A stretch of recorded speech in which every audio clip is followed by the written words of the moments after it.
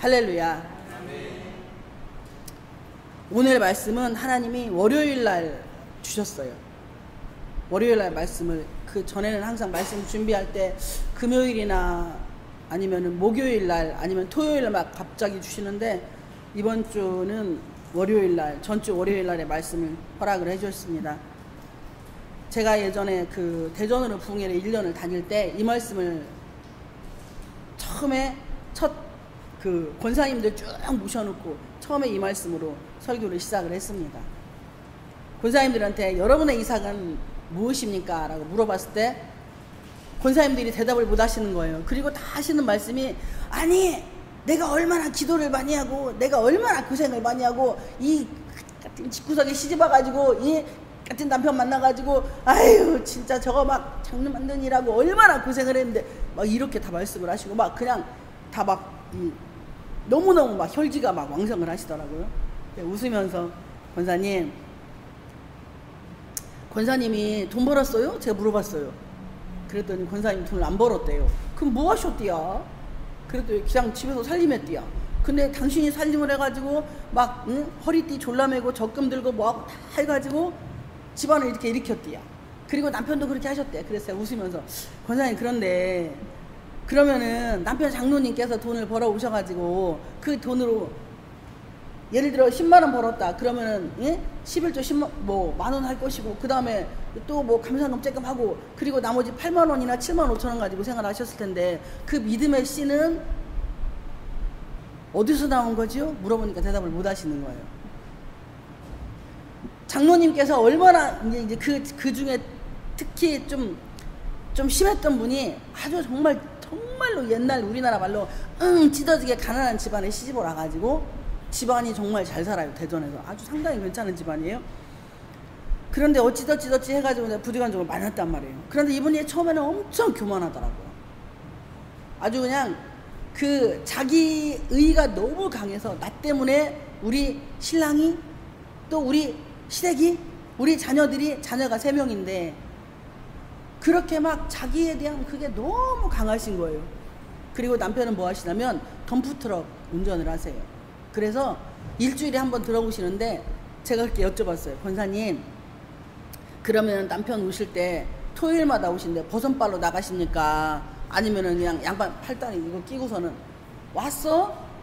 아이고 왜 이렇게 늦게 왔어? 이렇게 해요? 아니면 어떻게 하세요? 그러니까 딱 들어오면 남편이 양말을 안 벗고 막 냄새나는 발로 들어온대. 그러면은 아유 양말 벗고 들어와! 목상 던져라! 막 이렇게 소리를 지른다는 거예요. 그래요? 권사님 그러면 좀 혼나야겠네. 그리고 제가 쭉 말씀을 성령님이 부족한 점을 통해서 드렸어요. 이 장로님을 통해서 부족하든 연약하든 잘못되었든 이 장로님 때문에 권사님은 믿음의 씨가 심겨졌습니다. 그러면은 그 믿음의 씨가 30배로 60배로 100배로 자라서 권사님이 윤택하게 살아갈 수 있도록 만들어 주셨잖아요. 그러면 장로님이 권사님보다 귀한 거예요? 부족한 거예요? 그러니까 말씀을 못 하시는 거예요. 할렐루야. 우리는 하나님은 기름 부음이 남편을 통해서 우리에게 전가가 됩니다. 이게 성경이에요. 그러니까 남편이 허접하고 별 볼 일이 없어도 그를 존경하고 귀하게 여길 때, 에베소서 말씀처럼 그를 내 머리로 생각을 할 때, 그러니까 우리는 여자들은 예수님이 우리의 머리가 아니고 남편이 나의 머리예요. 이게 성경이에요. 그리고 나서 그 질서대로 하나님은 일을 해주십니다 라고 말씀을 드렸더니, 그리고 제가 숙제를 줬어요. 일주일 동안에 남편 앞에 무릎 꿇고 잠을 비세요. 그리고 당신이 이렇게 제가 여보 진짜 나 같은 풀스택이 만나갖고 당신 정말 고생 많았지, 다른 여자 만났으면 진짜 행복하게 잘 살았을 텐데 이렇게 하라고 했어요. 그랬더니 다른 분들은 다 했는데 그 권사님만 12시까지 하라고 했는데 12시 1초 전에 하신 거야. 근데 이게 뭐냐면 화목의 역사가 하나님 앞에는 일어나야 되거든요. 가정이든 부부간에든. 그러니까 부부간에 화목이 일어나면 자녀들과도 화목이 이루어집니다. 근데 이게 쉽지가 않아요. 자존심이라고 하는 것이 나를 아주 가지고 놀잖아요. 이 자존심이 곧 나예요. 그런데 제가 우리 마음은 양파 껍질처럼 계속 벗겨도 죽을 때까지 내가 숨겨져 있어요. 근데 나라는 존재는 제가 늘 설명을 할 때 이 볼펜 보면은 싱이 있어요. 이 싱이 납니다. 그래서 껍데기가 벗겨지고 그 안에 또 내용물이 있기 전에 또 플라스틱으로 이 조그만 게 있고 그 안에 또 잉크가 있어요. 그런데 이 속 안에 볼펜 싱이 빠져버리면 글씨는 절대 안 써져요. 그러니까 나라는 존재는 그렇게 어머니 뱃속에 있을 때의 나의 모습, 세상에 태어나서 엄마 아버지가 듣는 대화를 통해서 내 인격이 형성이 되기 시작을 합니다. 그리고 유치원, 초등학교, 중학교, 고등학교 들어가면서 만나는 사람, 환경에 의해서 나는 바뀌어지기 시작을 합니다. 계속 그렇게 내가 바뀌어지고, 그래서 결혼이라는 걸 하면은 그런 나의 예수 믿는 사람들이 특히 환난을 많이 겪는가 뭐냐면, 그렇게 견고한 진이 있는 나를 하나님은 누군가를 통해서 나를 깨부셔야 돼. 그래서 남편을 쓰시기도 하고 또 자녀들을 쓰시기도 하고 주변에 뭐 교회 성도들을 또 목사님을 쓰시기도 하면서 나를 계속 해머로 쳐요. 그런데 내가 어떻게 우리 엄마 아빠는 이렇게 안 했어. 학교 다닐 때 난 이렇게 안 했어. 나는 상당히 괜찮은 인간이야 라고 나를 스스로 늘 뭐예요?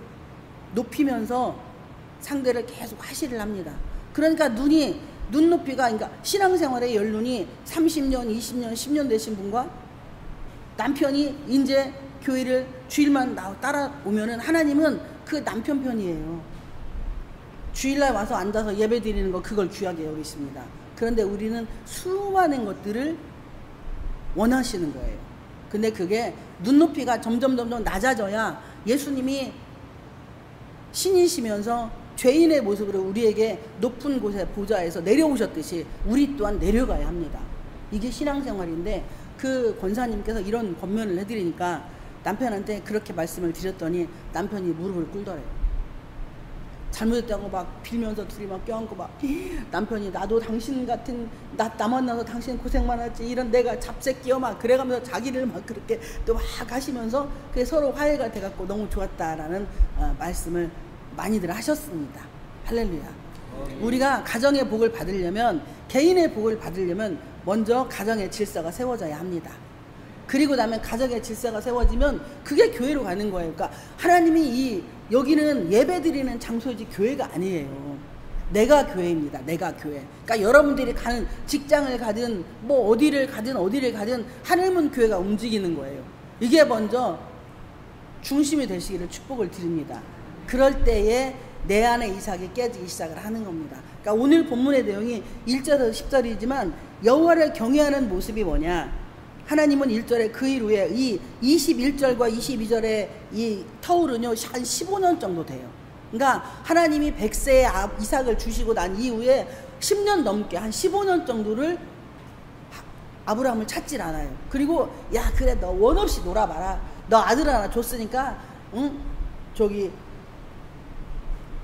월경도 끊어진 상태, 도저히 아이를 낳을 수 없는 그들에게 아이를 주시고 15년에서 17년 정도 된대요, 기간이. 근데 그 기간 동안에 이삭하고 원 없이 아브라함하고 사라하고 너무 행복하게 놀아요. 가장 행복할 때 하나님이 찾아갑니다. 그 일 후에 하나님이 찾아가셔서 아브라함한테 갑자기 그러는 거야. 야, 네 아들 이삭을 모리아산에 가서 번제로 바쳐. 와, 충격적인. 여러분, 우리 이런 하나님께 이런 음성 들어보셨어요? 이런 음성 들으면은요, 정말 차라리 나를 데려갈 것이지 뭐 얻어갔다고 100살에 뭐 들어 애는 줘가지고. 저는 그렇게 했어. 여러분들은 착해서 안 하고 저는 해. 아니 하나님 정신 나가도 제대로 나가야 될 거 아니야. 100살에 뭐 내 주고서는 15년 동안 잘 행복하게 해놓고 15에서 17 사이 행복하게 해놓고 왜 느닷없이 애는 뺏어간다고 그래. 번제를 왜 드리라고 그래. 하나님을 제대로 알면 이런 말에 뭐예요? 아멘이 돼요. 그런데 하나님을 제대로 모르면 원망, 불평, 짜짜로니 막 하여튼 염소발, 개발, 소발 다 나옵니다. 근데 하나님은 아브라함에게 사라에게도 말하라고 하지 않아요. 그리고 그 아이를 데리고 3일 길을 걸어서 가는 그 여정이 중요한 거예요. 여러분, 제가 오늘도 오면서 우리 부목사님한테 그 말씀 드렸는데, 사람들은 결과에 목숨을 겁니다. 그런데 하나님은요, 걸어온 여정을 보세요. 결과는 누가 책임져? 하나님이 책임을 지십니다. 아멘? 그러니까 여러분이 지금 걸어가고 있는 여정은 하나님을 향해서 가고 있느냐, 세상을 향해서 가고 있느냐, 아니면 마귀한테 가고 있느냐. 한번 자신을 잘 돌아보세요. 아, 하늘문교회 왔더니 한일순 목사라는 여자를 만났더니 이분은 맨날 성령 얘기하고 뭐 예수님 얘기하고 하나님 얘기하면서 지는 제대로 살고 있나? 저도 잘 못 살아요. 저도 개같이 살아요, 정말. 그런데도 그렇게 형편없고 어리석고 막 개똥 굴르게 살아도 하나님은 부족한 종을 귀하게 여겨 주시더라고요. 근데 그 환난의 여정이 그냥 있는 게 아니고 거기서 견뎌냈기 때문에 여러분 견뎌내신 걸 축복을 합니다. 주님께 영광입니다. 여기까지 견뎌오셔서 너무 감사를 드립니다. 그 견딤이 있었기 때문에 지금 우리가 웃을 수 있는 것이고 서로 행복하다고 말할 수 있는 거예요. 그 아픔을, 그 눈물을, 그 어려움을, 그 고통을 견뎌낼 수 있도록 힘을 주신 분은 누구시라고? 성령 하나님. 그런데 견디는데 맞으면서 견디는 거 쉽지 않더라고요. 욕먹으면서 견디는 거 쉽지 않더라고요. 무시당하고 짓밟힘 당하면서 견디는 거 쉽지 않더라고요. 저 같은 경우는 갈 데가 없어서 견뎠고 돈이 없어서 견뎠고 그냥 근데 그 견뎌낸 그 시간이 저라고 하는 지금의 저라고 하는 이 부족한 종을 하나님이 만들어 가셨습니다. 하나님의 사람은 태어나는 것이 아니라 만들어져 가는 거예요. 우리는 지금도 계속 만들어져 가고 있습니다. 누구 때문에? 하나님 때문에. 그분이 원하시는 대로 나를 뭐하고 쓰시려고. 야, 너 이렇게 너 이렇게 우리의 달란트에 맞게 쓰시려고. 이렇게 아브라함은 자기가 너무 아끼고 사랑하고 소중히 여기는 것을 놔야 돼요. 누구에게? 하나님께. 근데 아브라함은 하나님이 이삭을 절대 죽이지 않을 걸 믿은 거예요. 할렐루야. 이게 핵심 포인트입니다. 너 내놔. 그런데 이건 죽어도 못 줘요. 저 절대 이것은 못 줘요. 안 돼요. 줄 수가 없어요. 다른 건 다 되는데 이것만은 안 됩니다. 여러분의 이삭은 어떤 것입니까? 물질입니까? 자식입니까? 명예입니까? 권력입니까? 내 자존심입니까? 분명히 여러분 안에 이삭이 있어요. 여러분 그 이삭을 버려야만이 하나님께 포기하고 던져야만이 진짜 축복이 우리에게 임하게 됩니다. 2절에 보면은 여호와께서 이르시되 내 아들 내 사랑하는 독자 이삭을 데리고 모리아 땅으로 가서 내가 내게 일러준 한 산 거기서 그를 번제로 드리라. 번제는요 껍질을 벗기고 살을 다 발라내고 그 다음에 뼈를 다 잘라서 나무에 제단에 놓고 그 위에 놓고 불을 지르는 거예요. 그래서 이 몸이 타면 그 연기가 하늘로 올라가면 그것을 하나님이 흠향하신다고 말씀을 합니다. 그런데 여기 본문에 아브라함의 믿음이 어디서 나오냐면은 5절에 보면은 이에 아브라함이 종들에게 이르되 너희는 나귀와 함께 여기서 기다리라. 내가 아이와 함께 가서 저기 가서 예배하고 우리가 너희에게로 돌아오리라 하고. 아멘. 이게 오늘의 핵심 포인트예요. 그러니까 아브라함은 하나님을 믿었어요. 여러분 우리 하나님을 믿잖아요. 그런데 어떻게 믿어요? 돈 줄 때만 믿잖아요. 내 자존심 회복시켜줄 때만 믿잖아요. 내 명예가 뭐 스크래치가 나는 일은 하나님을 안 믿어요. 그리고 그냥 그때부터는 쏴버려요. 나를 자존심 상하게 하고 나를 기분 나쁘게 하고 나를 열받게 하는 하나님이 어디가 있냐라고 우리 이렇게 반문을 합니다. 그런데요 여러분 지금까지 남편을 믿어보셨고 지금까지 자녀들을 믿었는데 그들이 나에게 어떤 만족을 주셨습니까? 내 안에 어떤 만족으로 나를 행복하게 해주셨습니까? 그걸 놓으라는 거예요.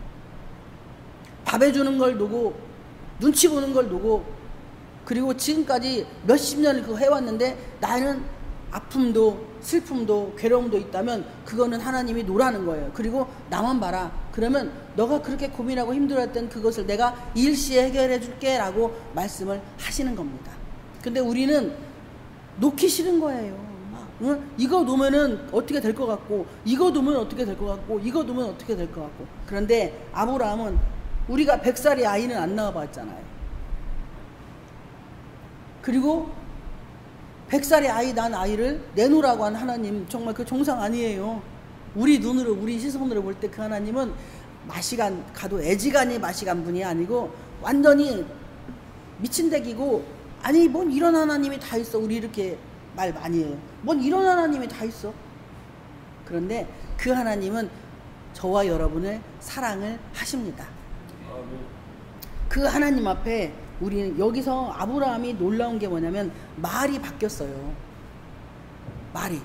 제가 늘 여러분에게 말을 바꾸라고 하잖아요. 지금 맞는데 안 맞는다고 말하라고 하잖아. 지금 돈이 없는데 돈이 있다고 말하라고 하잖아요.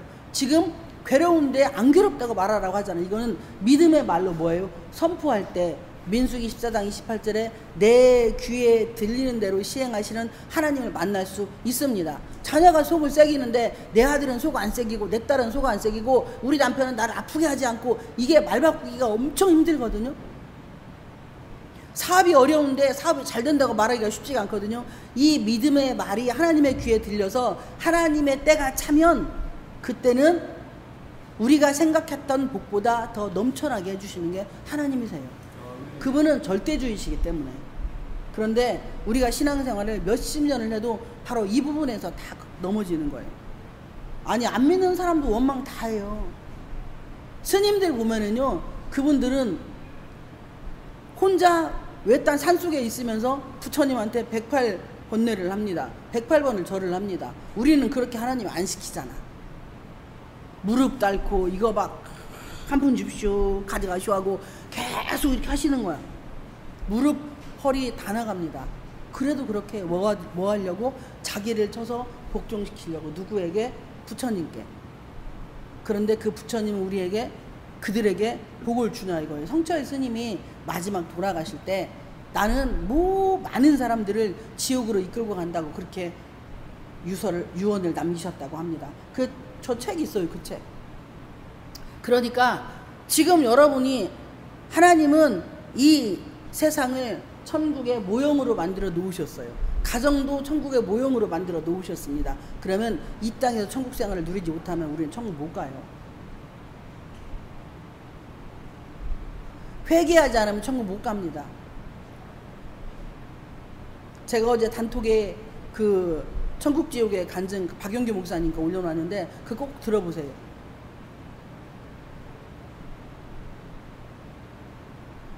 그분이 목회자로 우리나라에서 정말 알아주는 유명한 분이셨어요. 그런데 풍을 맞으셔가지고 뇌출혈인가 돼가지고 이렇게 마비가 되고 하니까 그렇게 찾아오던 사람들이 다 떠나더래요. 한 명도 안 찾아오더래요. 너무 슬펐다고 하시더라고요. 그러면서 하나님께 울면서 기도하며 성령에 이끌려서 천국을 보고 지옥을 보게 되신 분인데, 그리고 그걸 보고 나서 너는 이 땅에 가서 사람들에게 천국과 지옥이 있다는 것을 꼭 말씀을 해주라고 했다고 해요.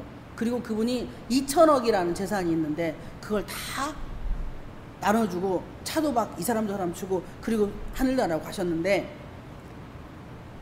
제가 왜 지금 이런 말씀을 드리냐면, 우리 안에 이삭이 자녀든 물질이든 건강이든 명예든 그 어떤 것이든 그분에게 드리면 손해보는 게 없어요. 예수님은 나에게 무엇을 원하세요? 예수님을 사랑하기를 원하십니다. 나는 남편을 위해서 건강 책임 못 집니다. 나는 자녀들의 미래를 책임질 수가 없어요. 그런데 그분에게 맡기면, 그 전가라는 단어, 그분에게 맡기면 그분은 나의 인생도 나의 가정에도 그리고 나의 자녀들도 다 뭐예요? 그분이 책임져 주신다는 거예요. 그러면 나는 편안하게 생활할 수 있어요.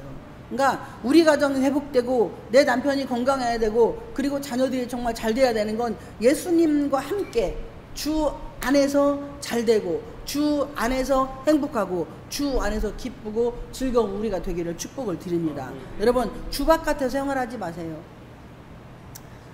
주 안에서 사시기를 축복을 드립니다.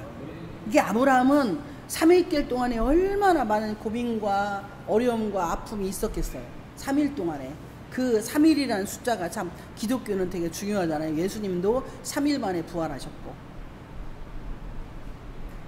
이 3일이라는 하나님 기간을 주시면서 아브라함의 마음을 근대로 달아보신 거예요. 야, 얘가 어떻게 할 것인가를 저울로 달아보시고 딱, 그래, 아브라함은 하나님은 절대 이렇게 어렵게 자식을 죽이지 않을 거야 라고 하고 진짜 제단을 쌓고 이삭을 올려놓는데, 이삭이 그때 당시에 아브라함은 100살이 넘었잖아. 115세나 한 120세 됐을 거예요.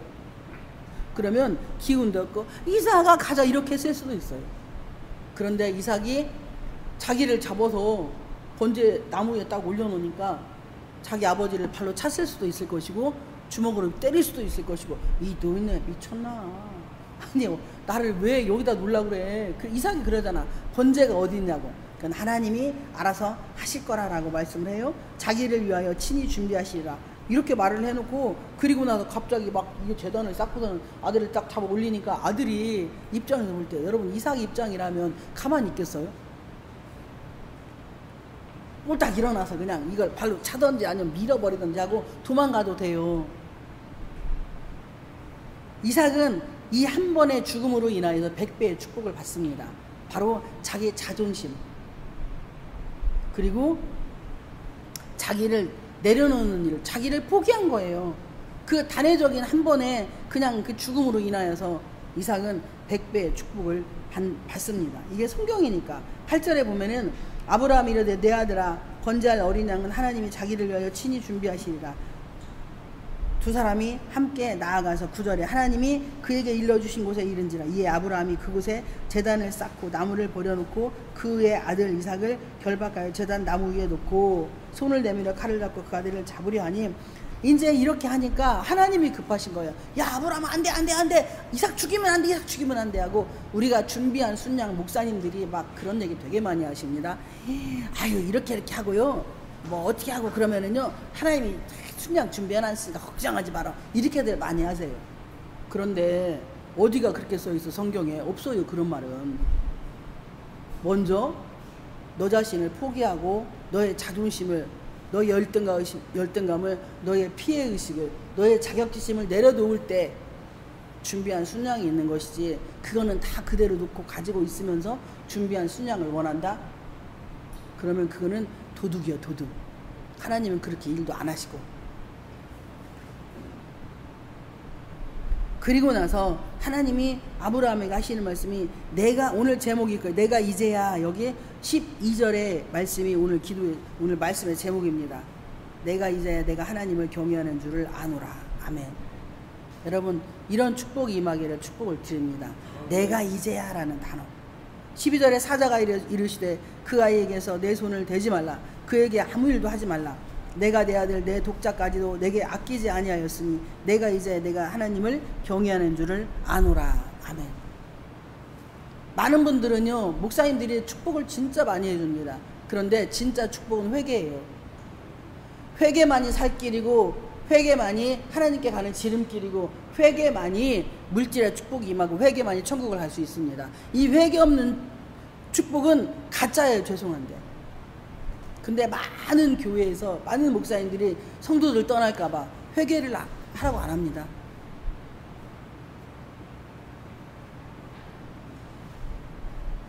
예수 안에서 우리는 하나님께서 내가 이제야 라는 말씀이 우리에게 임하기를 축복을 드립니다.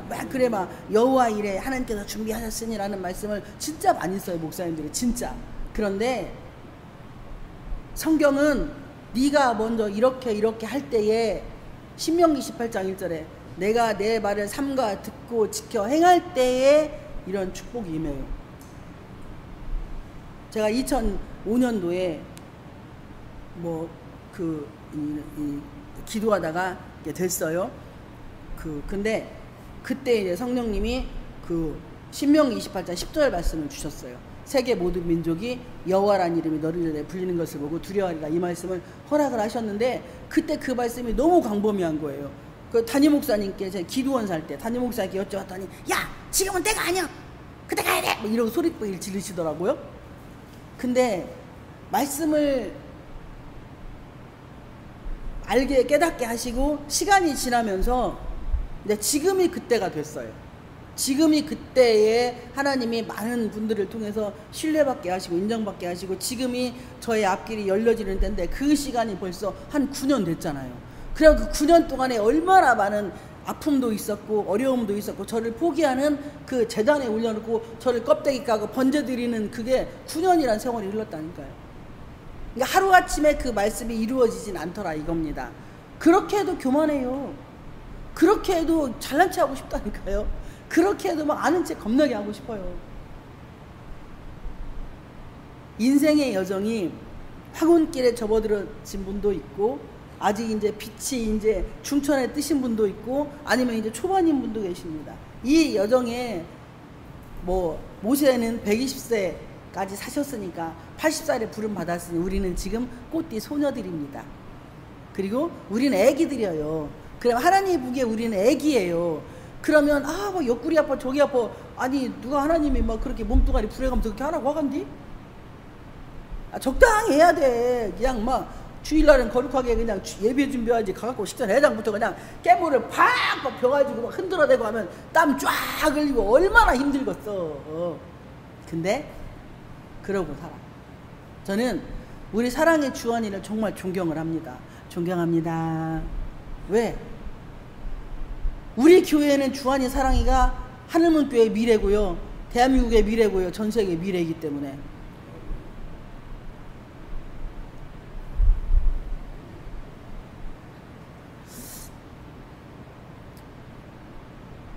예전에는 제가 그런 걸 모르고 살았어요. 저는 애도 없고 애도 안 키워봤기 때문에.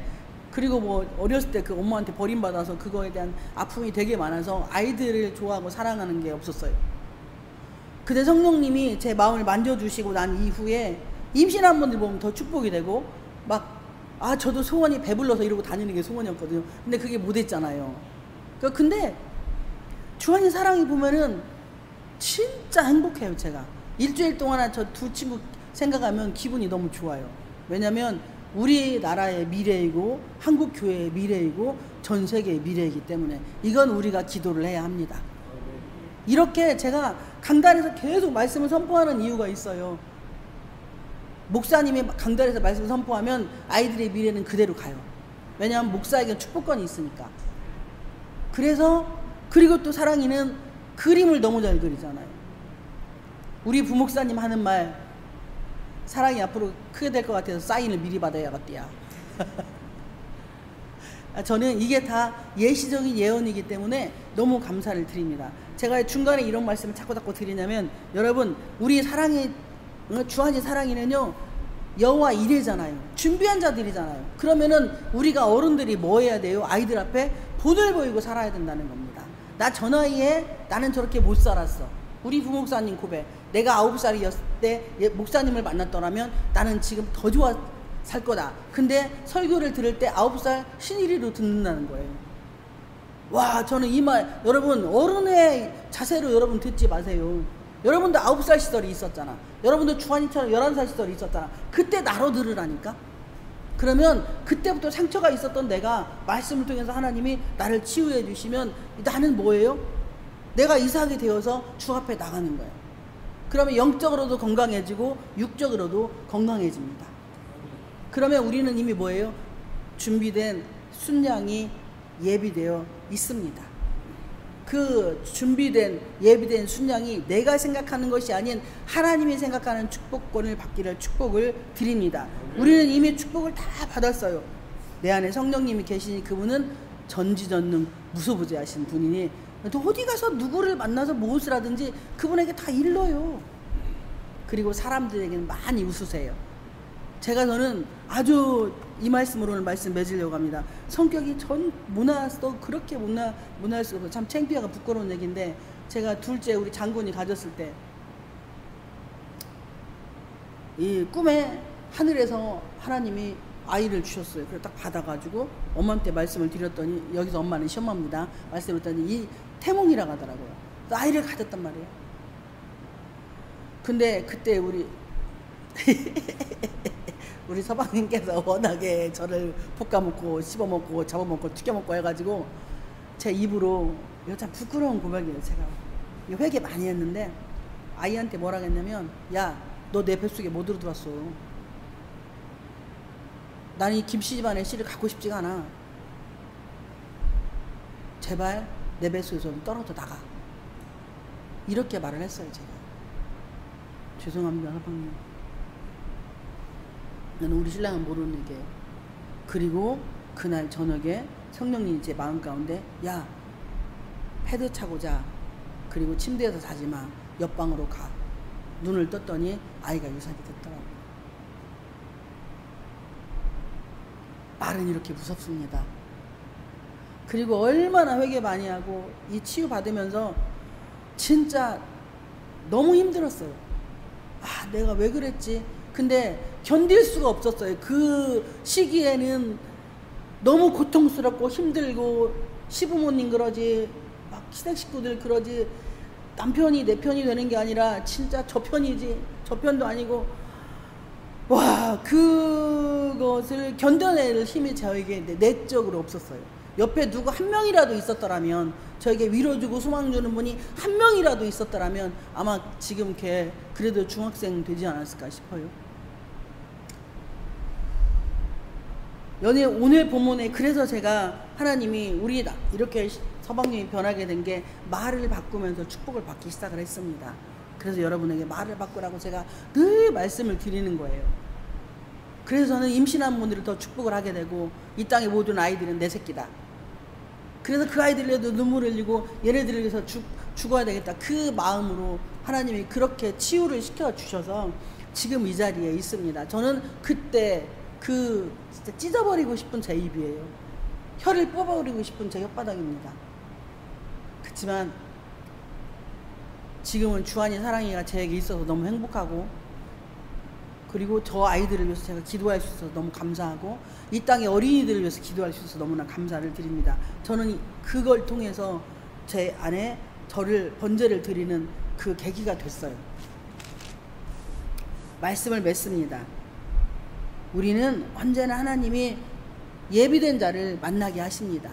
그 준비한 순양이 물질이 될 수도 있고, 건강이 될 수도 있고, 또 어떠한 또 다른 회사의 사업의 동반자, 파트너, 하나님께서 우리에게 말씀을 주시고 우리가 준비가 되면은요, 물질 안 주시고 건강도 안 주시고 첫 번째 가장 연약하고 부족한 사람을 붙이시더라고요. 그리고 그를 얼마나 사랑으로 섬기며 함께 동역하고 가느냐에 따라서 나를 저울질하고 점점 우리를 높여주시기 시작을 합니다. 여러분, 부족한 여종의 이 부끄러운 고백들을 통해서 여러분의 삶이 변화가 되기를 축복을 드립니다. 그것을 통하여서 우리의 인생의 여정이 행복과 기쁨이 넘치고 항상 언제든 여호와의 일의 축복이 저와 우리 모두에게 임하기를, 이 땅 이민족 세계 열방에 임하기를 주님의 이름으로 축복을 드립니다.